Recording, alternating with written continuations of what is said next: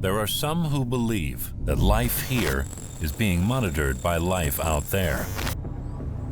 And there are people here who know it is true. For centuries, people on Earth have experienced a troubling and persistent phenomenon. Many people have vivid memories of being abducted secretly against their will by seemingly non-human entities and undergoing complex psychological and physical experiments. The common misconception is that space is a quiet and desolate vacuum of emptiness. Space is, however, very active. This is alien contact.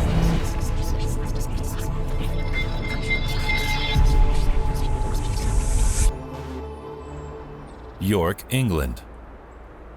York is a city with a dark past. Its history is rife with tales of guts, gore, torture, and the paranormal. Phil Sheppertson, research chemist who has recently built his own motorcycle, was ready to put it to the test on the winding roads of the Yorkshire countryside. Little did he know this would be a joyride he'd never forget. Because I still don't want to believe what my eyes saw that day. It's got to be a perfectly normal explanation for this, and I haven't found one yet. My reality is shopping at Tesco's. It's not suddenly being confronted with something out of this world. What was this? You're going out for a ride on your new scooter, you know, you're happy that it's not raining, there's no traffic, and then suddenly your whole life turns upside down. An unexplainable experience like this has had a surprisingly positive effect on Phil, as he has become more aware of the things around him. Phil often recollects his experience, which ultimately led him to build a telescope which can be found in a museum.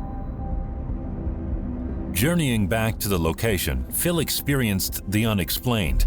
It's like time skipped and he's back in 1979. Things didn't equate, but now I know that the whole world stopped with me, basically. This experience was far beyond the reality that anyone knows. It's a blank, and the whole thing's a blank. For a lot of years, I knew it existed, but I didn't want to, and even now I don't want to know it existed.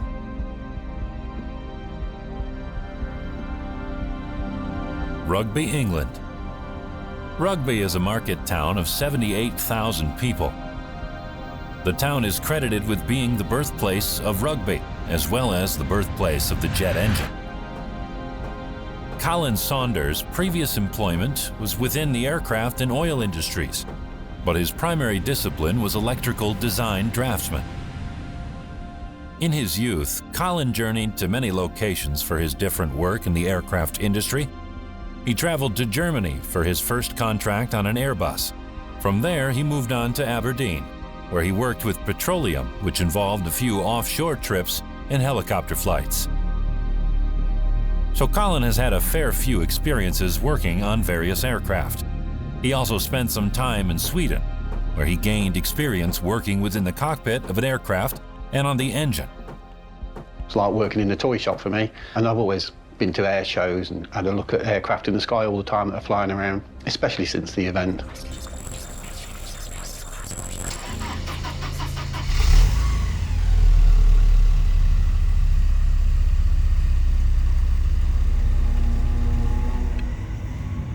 Colin journeys back to the exact location, which would change his view of aircraft forever.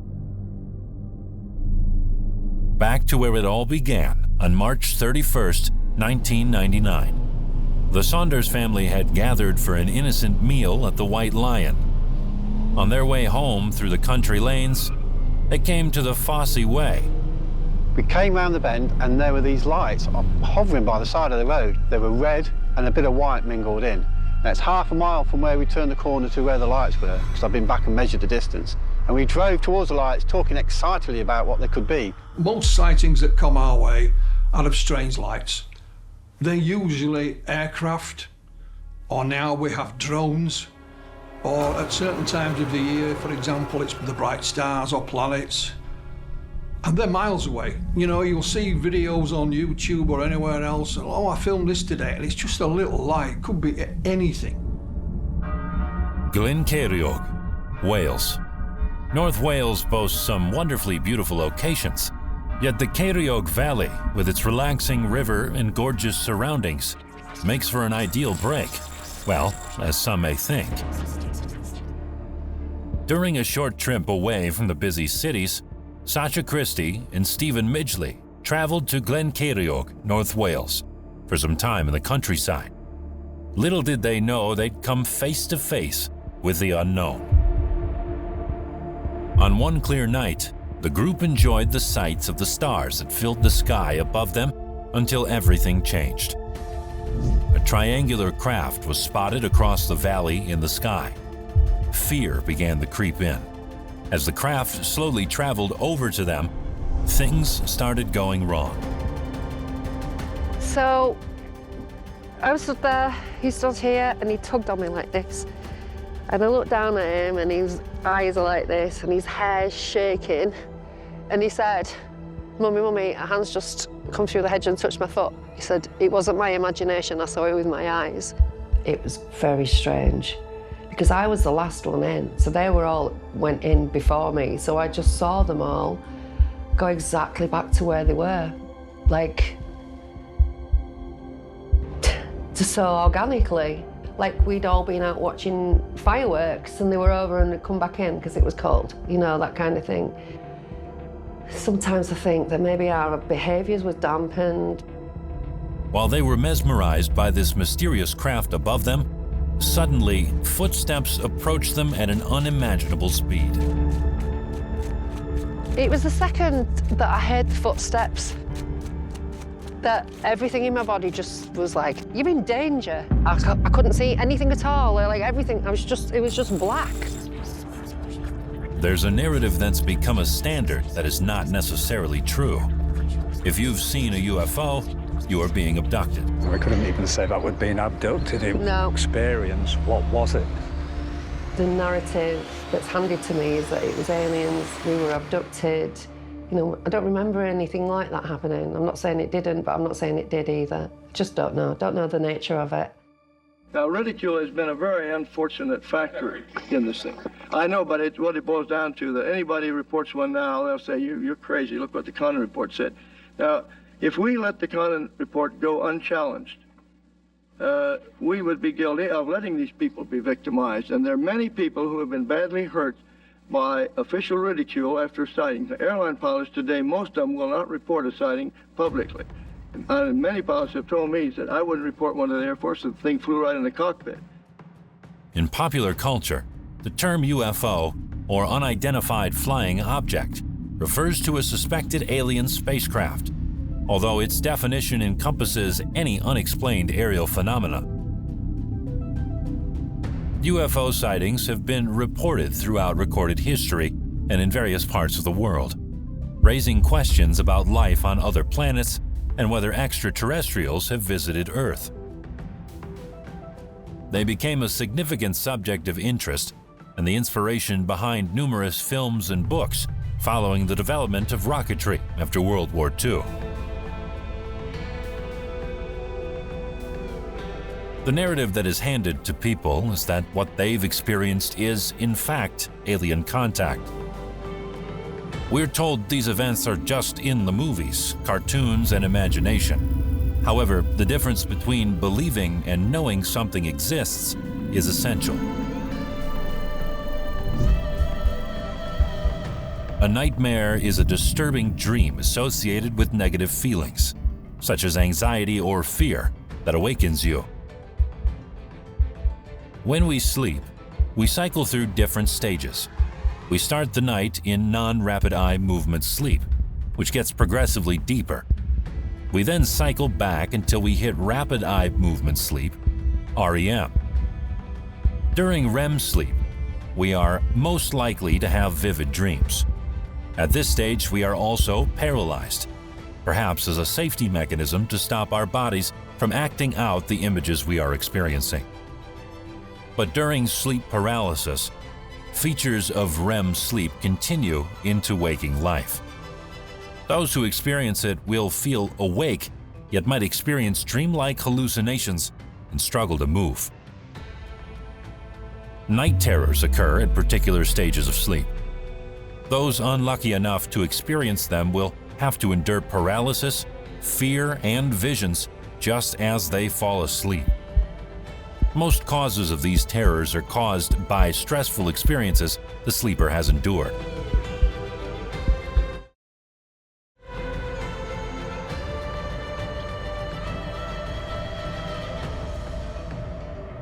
The first nightmare that really took hold was I was asleep, having nightmares, and then suddenly I was in dentist type chair, a bit like this basically, but more hooded, and there was someone bearing down on me with a mask and a red glow from somewhere, and they was operating on my throat, and that freaked me out to such an extent. And hell, I'm in the out of this world basically. I'm a very long distance away in space.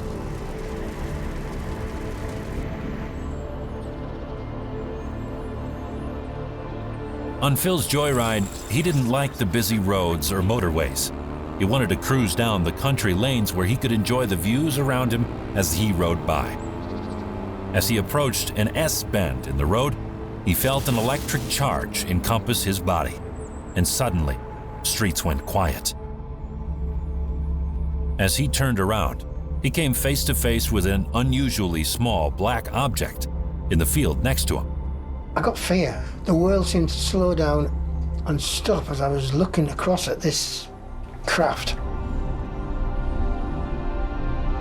And at the time, I just remembered that there was some black humanoid creatures. I call them humanoid because, again, they didn't look right either. They didn't. They're more thinner than your normal human, if you like. And they had some sort of black uniform on, which seemed to completely cover them. He can remember the humanoid creatures he saw surrounding the craft, which was covered from head to toe in a black uniform, trying to push the craft away from the side of the road. All I remember is, I've got to get out of here. All he can talk about is what he observed. The rest would just be guesswork, you know. So he didn't witness it take off. He took off, you know, which we all have that, you know, that fear built into us, fight or flight, you know. And on this occasion, you know, Philip decided on flight and decided to get the hell out of there. Rugby, England. Staring at the mysterious lights, Colin realized the sky began to ripple and change above him as he soon realized he was standing below an unidentified craft. The craft was suddenly completely visible to his naked eye, as if it was something out of the movies. The craft was a metallic triangular shape, and the way it moved in the sky was like a submarine ascending from water. All of a sudden, it was like somebody put a pair of binoculars up in front of my eyes. I could see it really close. One was the surface of the lines interlocking on top of the liquid. Then there was a second view of the big round nose. It was like 6 foot in front of me, like I'd got a telescope in front of me. And then there was a side view showing the white central core, and the top and bottom were rolled over onto this central core, a bit like the skin on a hovercraft. Then after that third close-up image, my wife decides to drive forward to reverse into a gateway. The effect of this was that driving forward, there was a hedge that blocked the view of the UFO. We looked in the distance and there was this large craft going away, the size of a football pitch. And we were assuming that the small one must have gone back to the large one. At the time, because I didn't know anything about UFOs, I thought it was the same craft that had suddenly grown to an enormous size. It was only later when I did research that I realised that was a mothership, and possibly the small one went back to the mothership. This small craft suddenly jolted away from Colin's view, and when he gained visibility again, he came face to face with a craft the size of a football pitch. 3 times the size of his initial encounter. The mothership had arrived. The silence of their surroundings was deafening. No cars, no planes, nothing. Silence. Until the mothership was gone. Normality returned. The sounds of cars and planes echoed in the air. Are they being controlled by men on Earth or by men on extraterrestrial? No, I'm not referring to the ones which have such high speeds and maneuvers at high speeds. They're completely beyond the possibility of anything that we have now or even planning. The speeds, and the Air Force has put some of these on record. There was one case that they never have explained, where an object, a very large object, was tracked by radar, and a number of small objects which were tracked 50, 240 miles an hour from a B-29. And people on board the B-29 saw the small objects. They merged with the big one, which then accelerated to over 9,000 and went off the scope. Or remote control. By alien of whom we know nothing. Colin became obsessed with what he'd witnessed that night. He would draw, he would mold, he would build anything to show the world what it was he witnessed. With all the creations he made, came with strange occurrences around the house. We started to have a few funny things go wrong in the house, and one of those was the hard drive on the computer went. We had a clock in the cooker that had never worked, and that started working. The television started changing channels on its own, and the video recorder started recording on its own. We had an engineer in. The engineer said the TV receiver had blown, and it was strange. You hadn't seen anything like it before. What was the cause of all these strange phenomena? Were they followed? Who's watching? Who would believe him? York, England. Silence is a common factor when coming face to face with the unknown. As he watches these beings pushing a large craft along the pathway in the field, the questions that flood his brain are endless. This can't be a military aircraft or any man-made craft he knows. The silence around Phil as he locks eyes with an unknown creature was unbearable. What does he do? What will they do to him? We would now classify this as a close encounter of the third kind, and that's a landing of a UFO seen at close quarters. In Philip's encounter, like a lot of other ones, you ask the questions. Did it make a noise, Philip? Were there any lights? What was these beings that you saw? What were they doing? Was there any reaction to you? And the answer to all that was no. There was no smell, no noise. That's one of the strange things. I mean, virtually everything that we have that flies or drives makes a noise.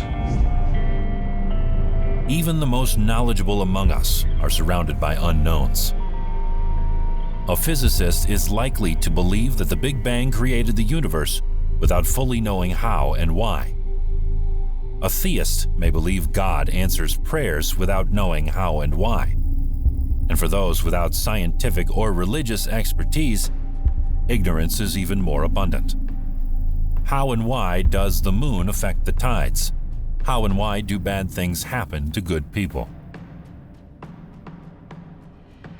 A non-believer would be someone who did not believe at all in anything connected with UFOs, same way I used to be, thought it was nonsense, complete nonsense. It took reading hundreds of reports and talking with hundreds of witnesses, many pilots and others, before I was convinced. In your mind, does it boil down then to a case of believers and non-believers?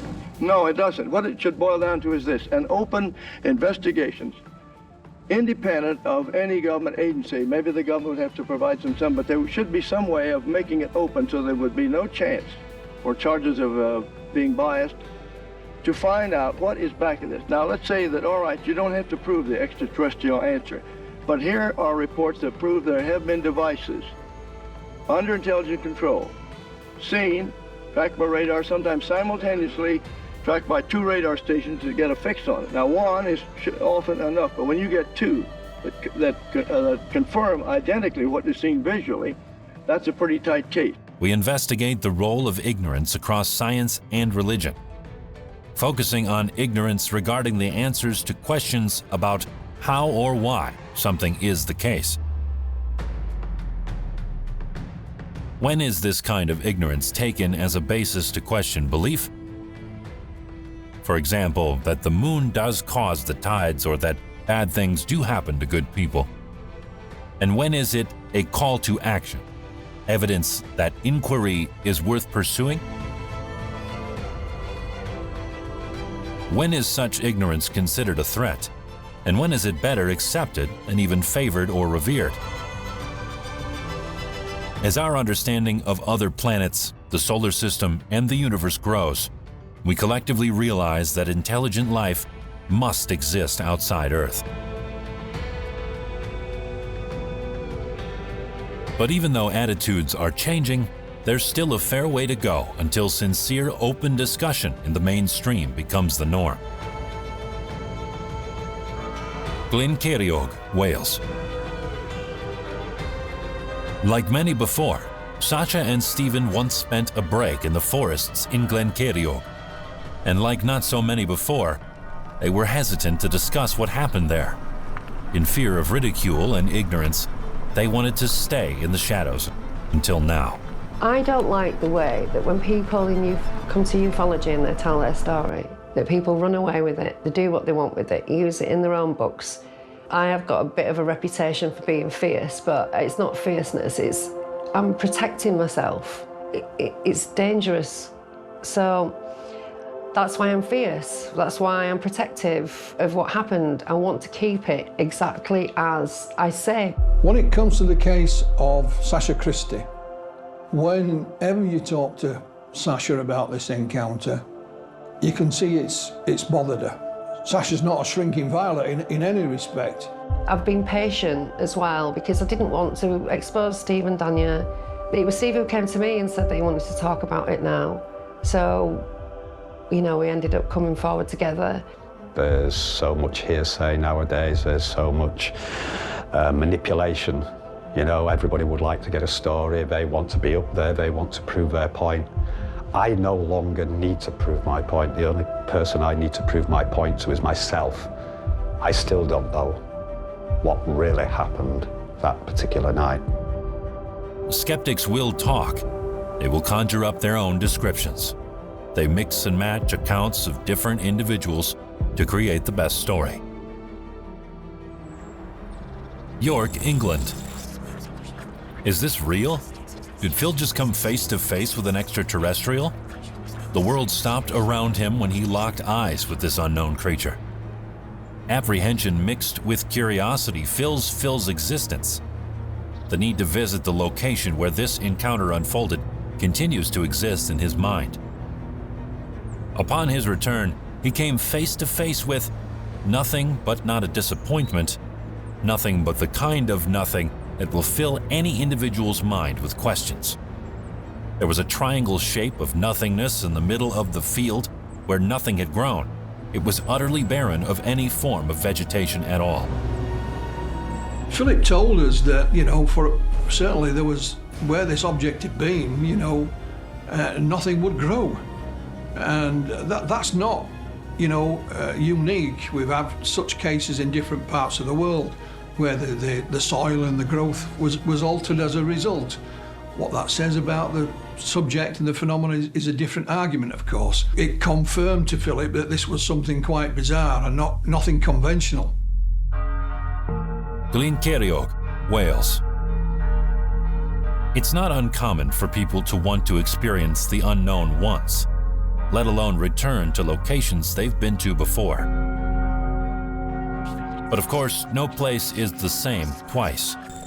Visiting a location in the dead of night will be different to visiting it in the day. Trees look less intimidating, shadows less scary. This didn't happen all of a sudden. This happened gradually, until the craft Sasha and Stephen were seeing was almost above them. And I drove in the middle of the night. I was in Wolverhampton. Steve, get in the van. You can't sleep, drive out there. I felt the need to go back because I was still questioning. This is 4 years after the occurrence. I was still questioning, would I see, should I go back? I have work the next day, but no, let's just go, fun. But as life has moved on, I feel quite comfortable with the situation. I still don't have any answers. One of the things that the late Dr. Hynek suggested is that we concentrate on encounters that he called high strangeness. In other words, things that weren't a little light 3 miles away or in the night sky. Things that, one, were either seen up close, it's not impossible, but it's less likely that we're going to be misidentifying everyday, ordinary objects. You know, because if you're that close to it, then you should be able to recognize exactly what it was, or, in this instance, what it wasn't. The point when I called upon Sasha, who came out straight away, we both stood there looking, and it was starting to grow in the sky where it was actually starting to move over. This is when it became apparent there were more going on in the center of it. And I didn't know whether the effect around it was to do with what was going on in the middle of it, because it seemed to be slowly but surely taking over the sky for me. It was like this. It was just moving through the different densities of the clouds. So it kind of rippled, but it wasn't like tentacles. It wasn't like a living creature. It was like a light. Jellyfish effect. It just looked kind of like a jellyfish within the clouds. It seemed to be circulating in a clockwise but swirling anti-clockwise. As it started to move over, it would be going round but in anti-clockwise, but in the middle was the effect.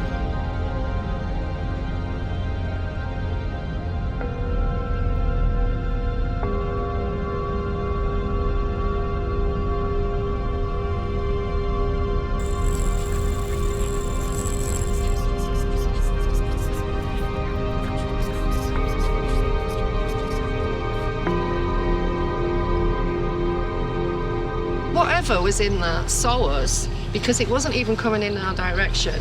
It saw you, it saw me. I don't know how, whatever technology was in it. Because we were miles and miles away from it, but it vectored in on us and it came to our position Where attention directly. goes, energy flows. I'm a great believer in that. It's before I actually kind of really looked into that side of things. But I've never seen any kind of life form with a UFO. I cannot say that they go together because I don't know that they do. I mean, that is a total assumption. There's a house opposite, like right further off on the opposite side of the valley, on another hill. And when we were walking around yesterday, and I said to Steve, imagine if you were looking out of the window from that property there, what you would have seen, you know? I mean, they would have seen what we saw. But it's a tiny village, and it's not very active, is it? So now we want to move on to flying triangles. They've been seen all around the world since at least 1974, without a doubt. We've got November 29th, 1989, Belgium was seen. January 5th, 2000, Southern Illinois. Area 51, Groom Lake. They've been seen almost in every country by every possible culture. So it's a worldwide phenomenon. March 31st, 1999, Kirby. A very significant sighting, and if anyone in this room is a skeptic, I just invite you to look at this gentleman's testimony. Colin Saunders, you can Google him. He gave a really nice 20-minute lecture regarding this particular sighting. A very honest gentleman. I totally believe his case. This thing was approximately 50 feet across in conjunction with a Cessna 172 that has a 27-foot wingspan. Here's Colin Saunders here. Here's his UFO model, and when I saw that UFO model, I said, wow, I want to have one of those. This is only a recent build that we had done. We did these a few years ago, but it's taken a while to get to the proper model that I wanted. So overall, we're looking at a period of about 20 years. Just recently, I've seen this exact model on a program by Stephen Greer. I know that he has got that model from Michael Schratt, who I sent these drawings to. Now he is telling people this is a man-made craft and that this is the propulsion system at the back. I feel like I'm on a bit of a mission. That's why I started building the models. I just got obsessed with it. During the course of the research, people I've spoken to who've had close encounters more than often go on to have other encounters. Not necessarily UFO, but paranormal encounters. We all would like to find a logical explanation, and there may well be one. You know, the magnetic pull of the land, there's mines, if it's copper, if it's slate. None of it explains what it was, though. But then you think, well, hang on a minute, what happens with the strobe lights and the effects of the people?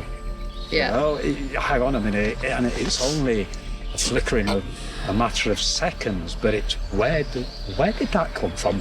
There's nothing here to do that. Here is another UFO bulletin. The Defense Department has just announced that the unidentified flying object has suddenly disappeared from our radar screen. They believe the object has either disintegrated in space, or it may be a spaceship from some other planet which has the ability to nullify our radar beams. Because of the ominous situation, the President has ordered the Strategic Air Command into action. York, England. Is the first thing to come to mind an alien experience? An abduction? The only thing I can recall is the strange shape and also the unnerving silence of everything, and then that blank, nothing at all. How can somebody be taken out of a complete time frame, basically? What I've seen and experienced does not go with my telescopes, with my astronomical outlook, and the two don't mix. We know as UFO researchers that most people don't actually report their sightings anyway. So there could well be witnesses, we just never found them. Now, next on Outside Source, we're going to learn how a global team of astronomers have announced they found what could be evidence of life elsewhere, and not on Mars, but on the much more inhospitable Venus. Here's one of the team. So what we think we found is phosphine gas in the atmosphere of Venus. Now, on a rocky planet like the Earth, phosphine is a rare gas, and it's mainly the result of life. So it's what we call a biosignature. Now, on the Earth, phosphine is caused by human activity, so through industry or through microorganisms or microbes. And so finding a gas like this on Venus is really exciting because of the possibility that it could have also been produced by life like it is on the Earth. If we as a species can evaluate ourselves scientifically that there is life somewhere else, that would open up the floodgates. Hopefully a confined floodgate towards that we are not alone, and we do exist amongst an extraterrestrial species, and I might not be ridiculed anymore. The interdimensional hypothesis is a proposal that unidentified UFO sightings are the result of experiencing other dimensions that coexist separately alongside our own, in contrast with either the extraterrestrial hypothesis that suggests UFO sightings are caused by visitations from outside the Earth, or the psychosocial hypothesis that argues UFO sightings are best explained as a psychological or social phenomenon. The hypothesis has been advanced by UFO enthusiasts such as Meade Lane, John Keel, J. Allen Hynek, and Jacques Vallée. Proponents of the interdimensional hypothesis argue that UFOs are a modern manifestation of a phenomenon that has occurred throughout recorded human history, which in prior ages were ascribed to mythological or supernatural creatures. The world as we know it has three dimensions of space: length, width, and depth, and one dimension of time. But there's the mind-bending possibility that many more dimensions exist out there. Rugby, England. The hardest part is letting go of what it might be, letting go of the unknown, but it keeps coming back.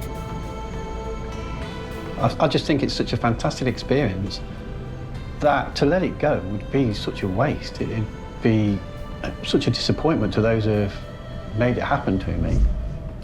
What actually happened, I'm pretty convinced it was an alien craft, as we like to call them, from another world. I think it's like a parallel world that it's come from. And it's been done, I believe it's been done for a reason. These creatures are so advanced and they know us so well.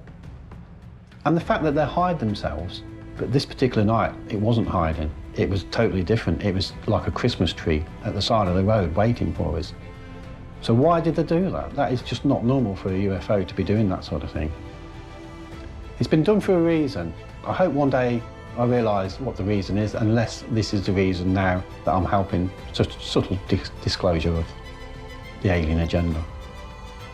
The most probable answer was observation by extraterrestrial beings or controlled machines making observations of the Earth. Now this is exactly what the Air Force said in 1948. They've had a top secret estimate of the situation which said that these things were interplanetary devices. And they've denied it for years, but finally it was admitted. Ask most anyone whether life exists on other planets and moons, and you'll get a confident yes. Going back decades, and in many ways generations, we've been introduced to a menagerie of extraterrestrials, good and bad. Their presence suffuses our entertainment and culture, and we humans seem to have an almost innate belief, or is it a hope, that we are not alone in the universe. But that extraterrestrial presence on regular display is, of course, a fiction. No life beyond Earth has ever been found. There is no evidence that alien life has ever visited our planet. It's all a story. This does not mean, however, that the universe is lifeless.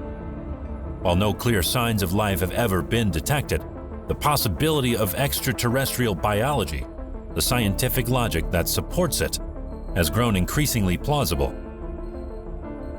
That is perhaps the single largest achievement of the burgeoning field of astrobiology, the broad-based study of the origins of life here and the search for life beyond Earth.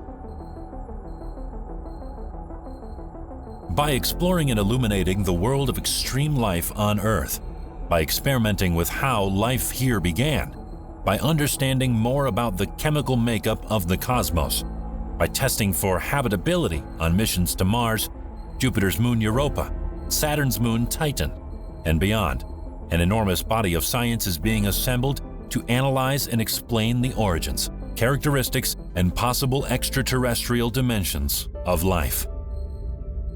And unlike the ETs and starship invaders of popular culture, these discoveries are, and will be, real. If it is dimensional, maybe one day we will learn to use these dimensions to cross over, and possibly to travel to further dimensions. Imagine there's a planet out there in our solar system that evolved 1 million years ahead of us. Maybe they've learned how to do this. We don't know all of the technology, and like I say, all of this is a science that we do not yet understand. The believer is someone who accepts the idea that there are real UFOs and directs his attention to the question, why are they here? What are they doing? What do they want from us? What are their motivations?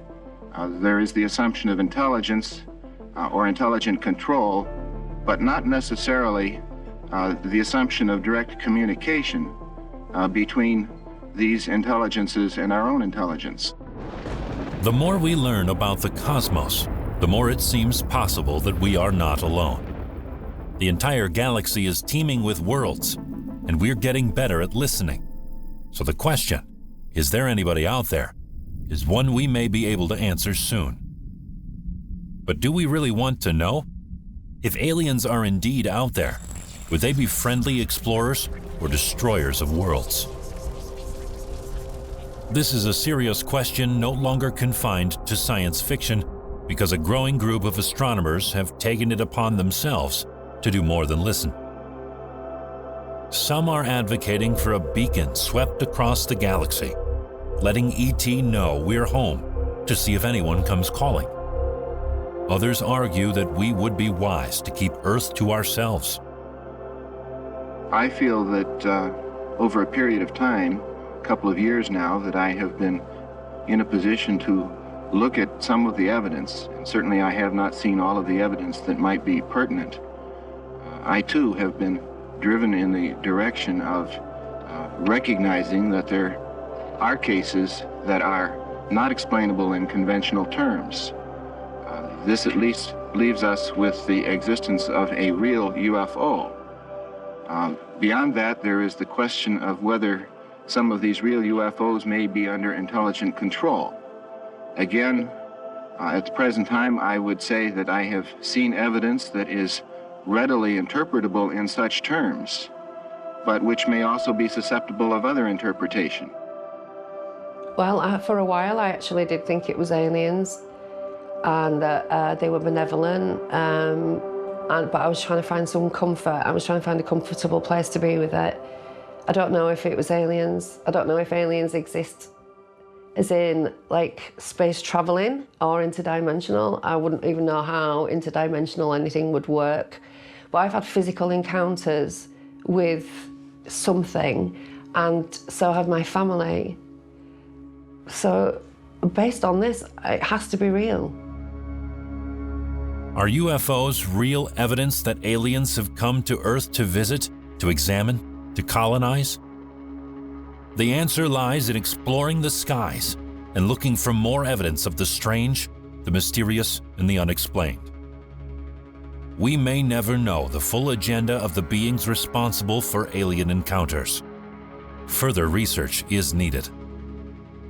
Each new encounter, however, increases our understanding of alien agendas and prepares us for the day when we will have full disclosure.